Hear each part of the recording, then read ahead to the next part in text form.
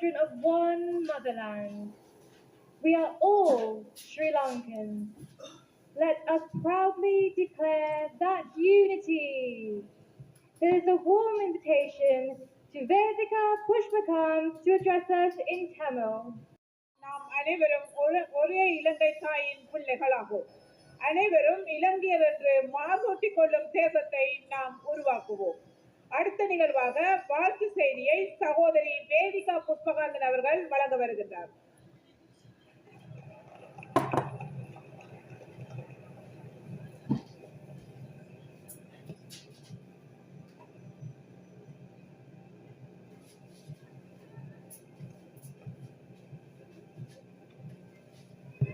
இங்கு வருகை தந்திருக்கும் தேசிய மக்கள் சக்தியின் தலைவர் தோழர் அனுரகுமார திசாநாயக்க அவர்களுக்கும் மற்றும் ஏனைய பிரதம அதிதிகளுக்கும் தேசிய மக்கள் சக்தியின் ஆதரவாளர்களுக்கும் எனது வணக்கத்தை தெரிவித்துக் கொள்கின்றேன்.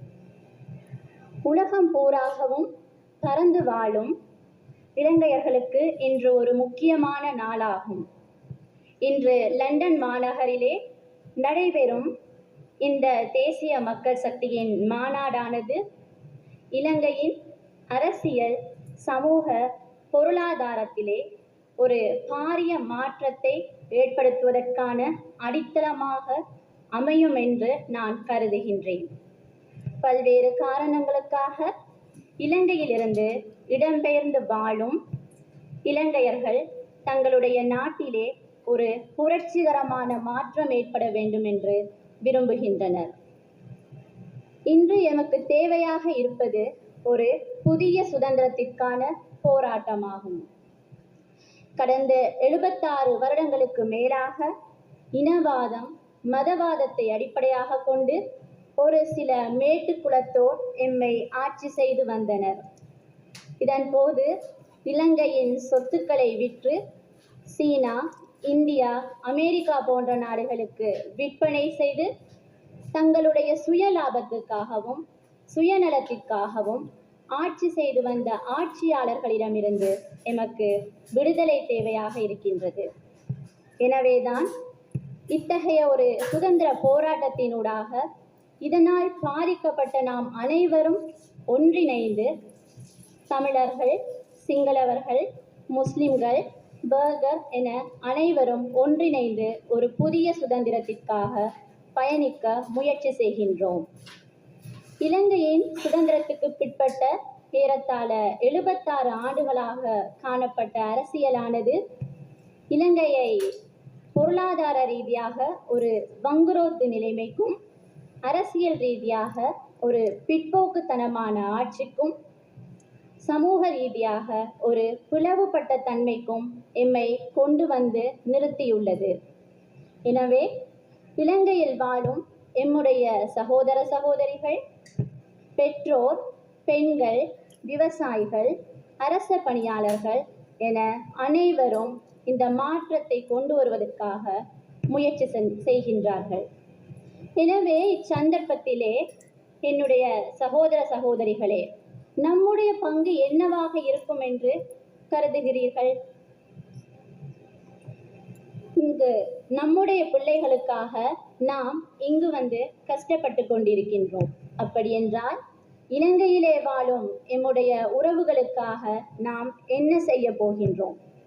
இது இலங்கையிலிருந்து உலகம் பூராகவும் வாழ்கின்ற முஸ்லிம்களாக இருந்தாலும் சரி, சிங்களவர்களாக இருந்தாலும் சரி, தமிழர்களாக இருந்தாலும் சரி, மலையக தமிழர்களாக இருந்தாலும் சரி, நாம் அனைவரது முன்பும் இருக்கின்ற ஒரு கேள்வியாகும். எனவேதான் இந்த நிலையிலிருந்து ஒரு மாற்றத்தை ஏற்படுத்துவதற்காக தோழர் அனுரகுமார திசாநாயக்க அவர்களின் தலைமையில் எங்கள் இலங்கை தீவுக்கு ஒரு நல்ல வழியை காட்டும் வழிகாட்டியாக தேசிய மக்கள் சக்தி தோற்றம் பெற்றுள்ளது. கடந்த காலங்களில் புரையோடி போன இனவாத, மதவாத, வர்க்க ரீதியான ஆட்சிகளின் காரணத்தால் நாங்கள் இன ரீதியாகவும் மத ரீதியாகவும் பிளவுபட்டு நின்றோம். வடக்கிலும் தெற்கிலும் பல்வேறு பிளவுகளை சந்தித்திருக்கின்றோம், பல்வேறு அழிவுகளை சந்தித்திருக்கின்றோம். அதன் வடுக்களை இன்றும் கூட எங்களுடைய மனதிலே நாங்கள் தாங்கி நிற்கின்றோம். இதிலிருந்து நாம் விடுபட்டு அனைத்து இன மக்களும் ஒன்றிணைந்து ஒரு புதிய மாற்று அரசியல் சக்தியினூடாக, எங்களுடைய தேசிய மக்கள் சக்தியினூடாக நாங்கள் ஒரு புதிய சுதந்திரத்தை நோக்கி பயணிக்கின்றோம். இந்த புதிய சுதந்திரமானது சகோதரத்துவம், சமத்துவம் மற்றும் விட்டுக்கொடுப்புகளினூடாக கட்டியெழுப்பப்பட வேண்டிய ஒன்றாகும். இது வெறுமனே அரசியல் யாப்புகளுக்காகவோ அல்லது சட்டங்களுக்காகவோ மட்டுமே அன்றி மக்களினுடைய நலனுக்காக செயற்பட வேண்டிய ஒன்றாக காணப்பட வேண்டும். நாம் இங்கு தினமும் சோறு சாப்பிடும்போது இலங்கையின் விவசாய மக்கள் நம் கண்முன்னே தோன்றுகின்றனர். மில்லியன் கணக்கான தேநீர் கோப்பைகளை ஐக்கிய ராஜ்யத்திலே நாங்கள் அருந்துகிறோம்.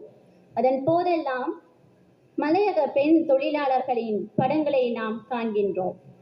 எதிர்காலத்தை அமைக்கவிருக்கின்ற எங்களுடைய சிறுவர்களும் இளைஞர்களும் நம்மை பார்த்து கேள்வி கேட்கின்றனர். ஆகவே சகோதர சகோதரிகளே, எங்களுடைய இன ரீதியான, மத ரீதியான, கலாச்சார ரீதியான வேறுபாடுகளை கைவிட்டு நாம் அனைவரும் ஒன்றிணைந்து செயற்பட வேண்டிய நேரம் ஏற்பட்டுள்ளது. இது அனைவருக்கும் சமத்துவத்தையும், சம உரிமைகளையும், மனித உரிமைகளையும், மனித கௌரவத்தையும் மற்றும் சிறந்த நல்லாட்சியையும் தந்து மிளிர வேண்டும். இங்கே எந்தவிதமான பாகுபாடுகளுக்கோ அல்லது எந்தவிதமான ஒதுக்கல்களுக்கோ இடம் இருக்கப்படக்கூடாது. எனவே தோழர் அனுரகுமார திசாநாயக்கா அவர்களின் தலைமையில் தேசிய மக்கள் சக்தியின் வழிகாட்டலில் இலங்கையில் புதியதோர் அரசு மலர வேண்டும் என வாழ்த்து கூறி விடைபெறுகிறேன். நன்றி.